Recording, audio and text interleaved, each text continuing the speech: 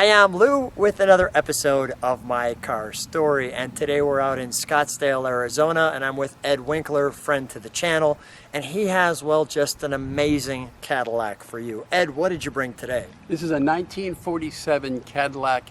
It's a Model 62 two-door coupe. Some people refer to them as Sedannettes. So like a Sedannette. Yes. Sedannette. That's correct. Let me show you the car. So this one, well, I put it just like that, as you can see, on purpose, because the back end of this car is striking. So here we have our trunk and treats, and besides this wonderful piece of jewelry here, we have this. That's how this piece opens up. There's a little, like so. And here's our trunk on this car. Now, first of all, not tons of room for a back end that's this big, and that's because this tire takes that up. So what we're starting with is the Cadillac Shop Manual Supplement in 46. Now that's interesting because in 46 there weren't any cars. Well, they did make cars in 46. But not many. But not many. And in 47 they used basically the same manual. So because it is the same car. So tell me about these pictures and this young lady right here. Those pictures of the car in 1947 from the original owner in Iona, New York. And this woman gave you these pictures? That's right. Wow. And so this, tell me about this. This is the build sheet, so to speak? That is from Cadillac Heritage, and they used to provide for you all the information on your car. So you give them the VIN number. Actually, they didn't have VIN numbers back then. The engine number, the body number, and they research the car, and they'll go back and they pull the actual build sheet on the car. And as you see, she had to write some of the information in because it was not legible. Right. And there's what it was back in that time frame. The fog lights were $16. The radio $8.45. Wow. Really great.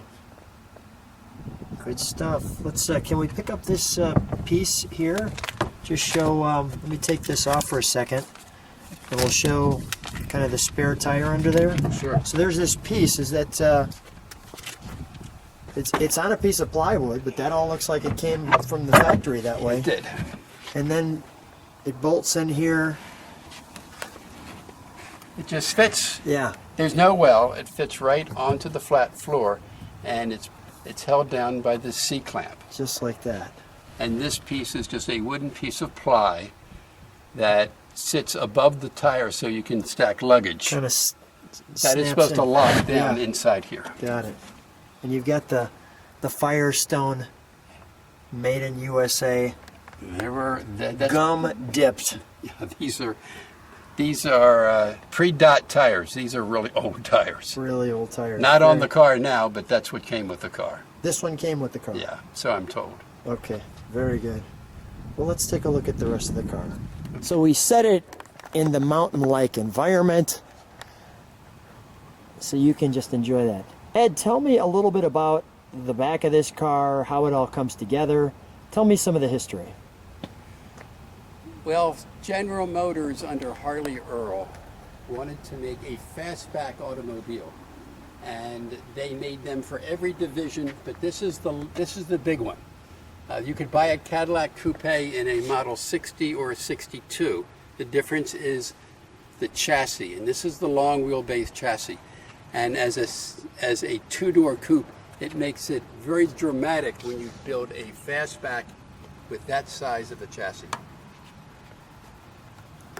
Now, as you probably know, GM went to the fins in the late 40s, and this is the beginning of the fin. They always attribute the fin to the 1948 car, which has a little hump, which they refer to as a fin. But you would see they're getting the idea here early in the very mid-40s of building a fin type or an aircraft type feature and putting that onto an automobile. Yeah, come on back with me. Let's show the side of this car. And we thought we'd give you not only the side of the car, but some beautiful environment to see it in. I thought you'd enjoy this.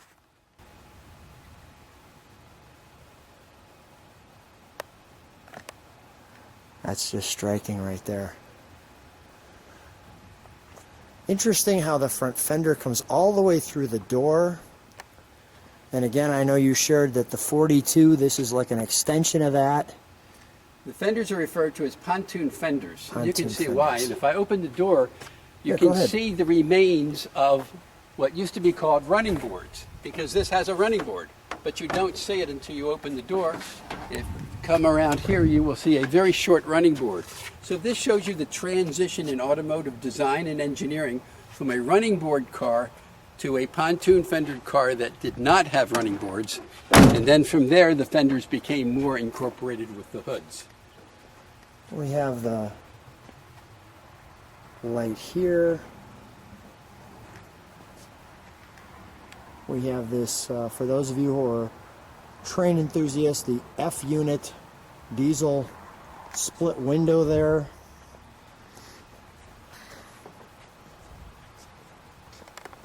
And the front of this one.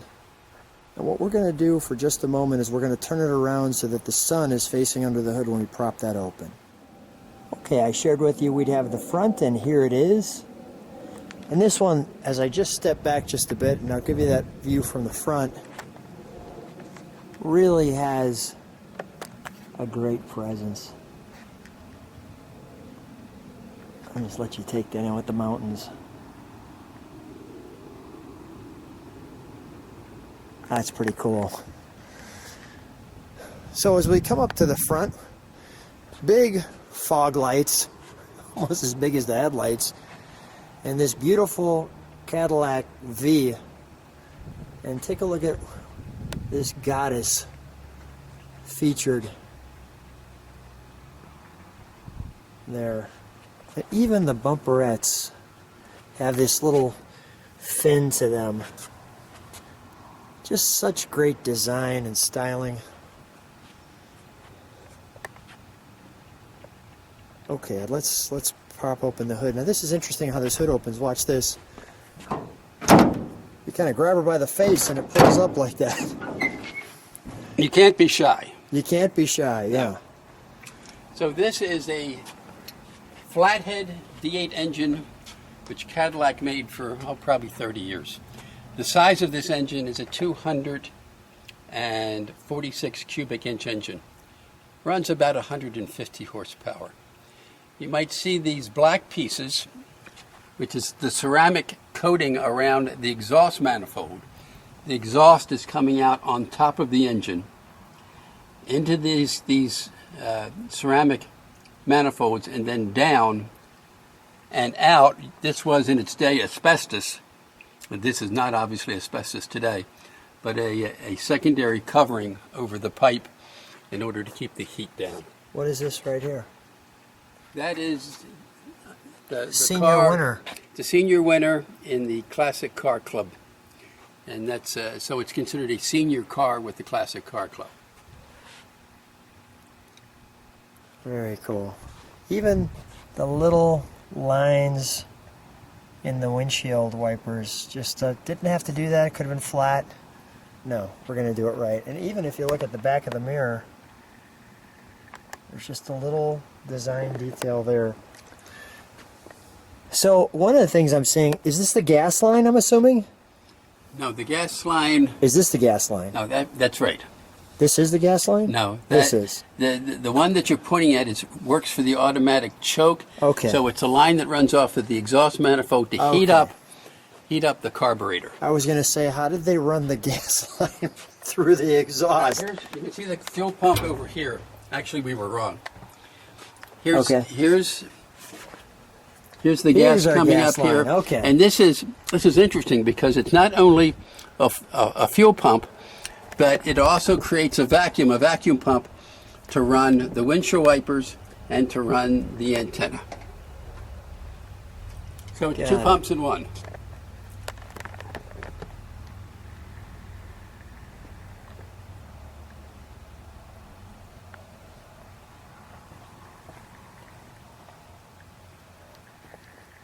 One of the things that I know about these years is there's your tag right there. Inside, I'll try to zone in on that. And if I'll pull back, you can see it's basically in the corner. And in those years, they used the engine number as the identification number for the car. That's pretty cool. Pretty cool. Well, let's fire it up. We'll listen to it start. We'll beep the horn. Look at even the hood props.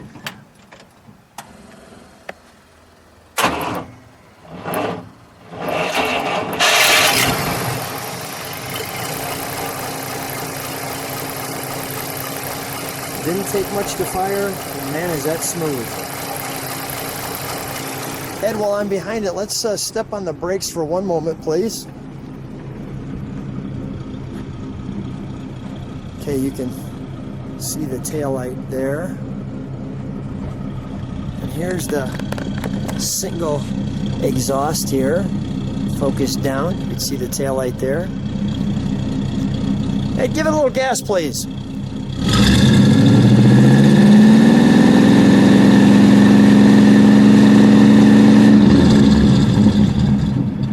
Nice. Let's take a look at the interior, shall we? So as we take a look at our interior, we have the little keyhole there. This piece of jewelry comes like so. And we specifically put this way because it's in the sun. And if you take a look at that instrumentation, I thought you'd enjoy that. Here's where we're showing we've got a little running board.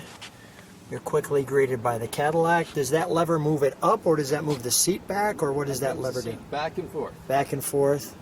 And even in the back, thought you might want to see this. There's that nice split. You have this wonderful wrapping hood. Lots of room. Even like take a look at that little ashtray there is nice. This back window crank. And that window comes straight down? Almost all the way. Almost all the way. All right. We have our side vent mirror or windows. Take a look at that nice paperweight-like piece.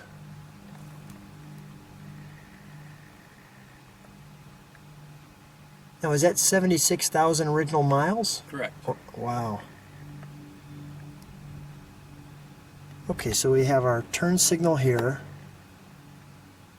So I'm going to go through the different pieces I see. This is our emergency brake. Yes. Here's our brights on the floor. Mm-hmm. We have, obviously, our oil pressure, our temperature. Clearly we have our gasoline, our charge on our battery. Tell me what that F is for. The F is the fog lights. What's the button next to it? The button next to it is for the washers, for the windshield washer. Ah, okay. And then here's two vents. I can see that. What's the button under here? That is the electric fuel pump, which has been added. Okay. And the rear heat defrost. We have Mother Mary up here, making sure that everything works properly. Tell me what this little knob is up here. That is to turn on the windshield wipers. Windshield wiper turn on. The time period correct radio. How about this button over here, down here? That button is for the radio's rear seat speaker. Rear seat speaker.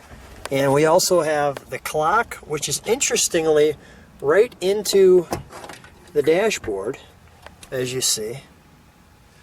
So there's the dash, or the glove box, not just the dashboard, but there. And tell me what this is. That is a little card that came with every Model 62 Cadillac that was autographed with the name of the original purchaser. Wow. So that the Cadillac Motor Division was telling the man, we were building this car just for you. And this is a heater vent? Correct. Okay, heater vent. There's actually also a second heating system underneath the seats. So you have that heater, and then you have a full heater under the front seat. So you have two heating systems. Wow. obviously our stick shift from there. Let me show you the bench.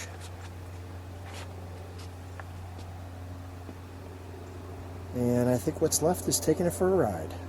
So Ed, we're driving the 47 Cadillac here in Arizona. By the way, thank you for picking me up when we're going to a car show.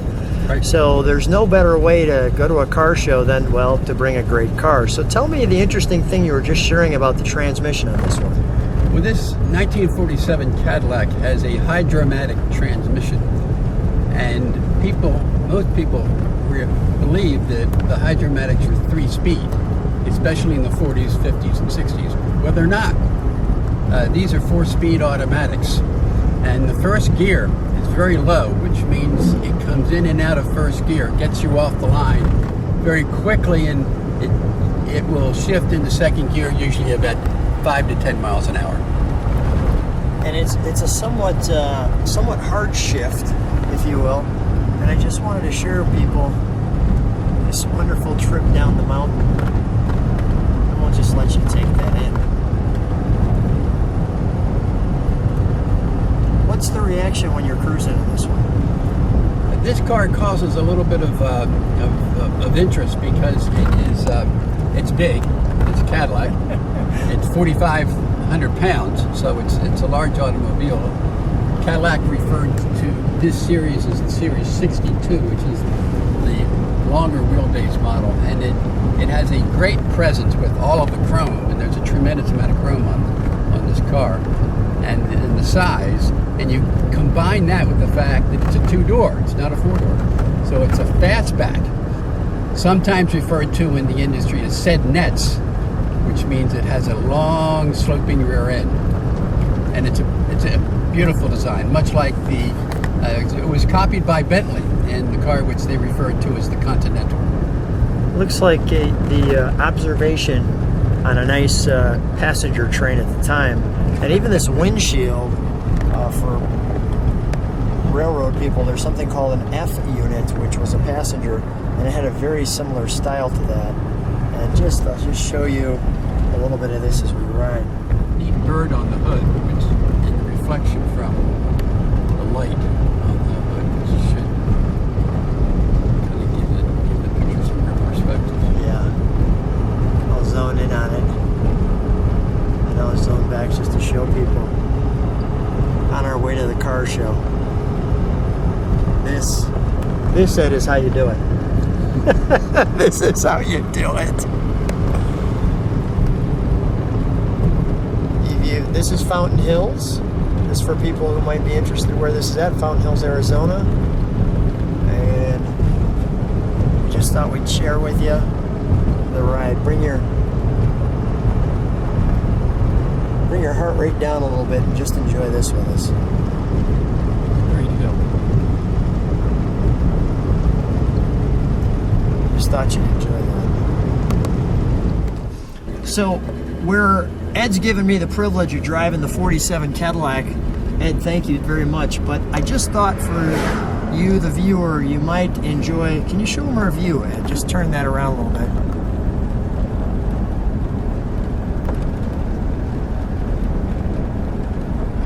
Those are the 4 peaks. And now you're looking towards the superstitions.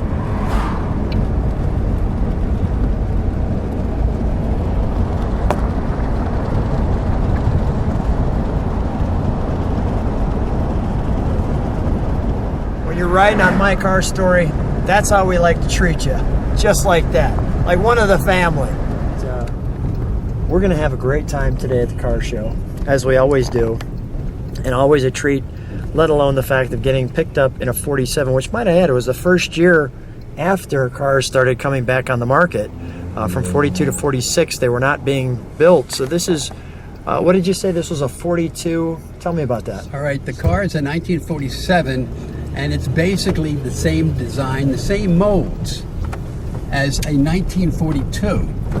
So if you put this alongside a 42 Cadillac of the same design, you really can't tell the difference between the two, because after the war, GM, as all the autos did, went back and pulled out the old molds and the tooling for the 42s and just began making 42s again.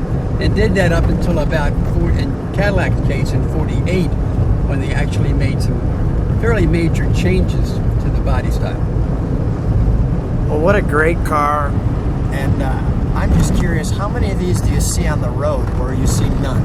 Sedannette's, the two-door coupe is fairly rare. We have a number of them in town, probably 4 or 5 of them, which is unusual. There are more convertibles than there are two-door coupes.